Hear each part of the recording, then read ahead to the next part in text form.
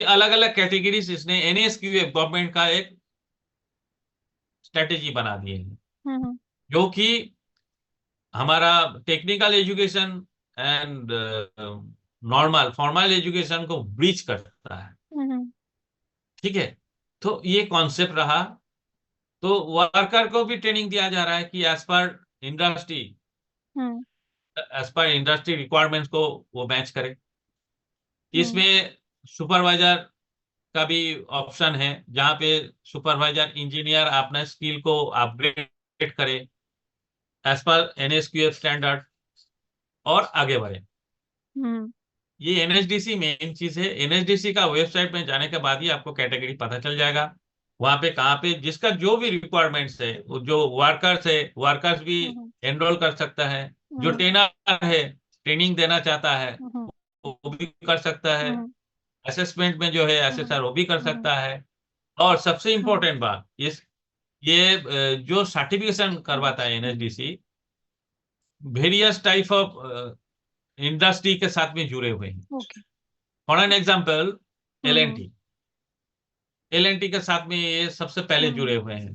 तो मानिए कोई भी आईटीआई किए कोई भी स्टूडेंट हम्म और चाहा कि हम एल एन टी के साथ में जुड़ेंगे, हम्म या किसी के साथ में भी जुड़ेंगे लेकिन ट्रेनिंग लेना है एल एन टी से, हम्म तो वो भी मुमकिन है।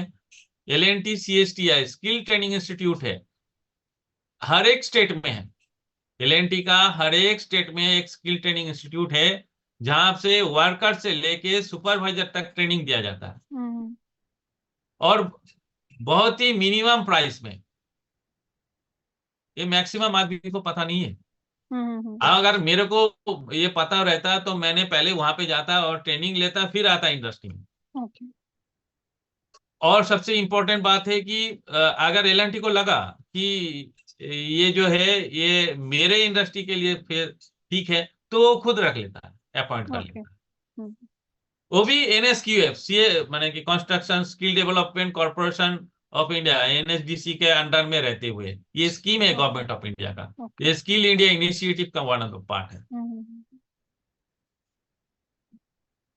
तो सर आप ये मतलब हमारे स्टूडेंट जैसे कि some of them are already doing management and some of them are already must be having some degree related to civil engineering or diploma, so for them how can they be a part of this, and if anybody is looking for freelancing and also ये कैसे कर सकते हैं, क्या ये मतलब allow करता है हमें जो आप सर्टिफिकेशन की बात कर रहे हैं?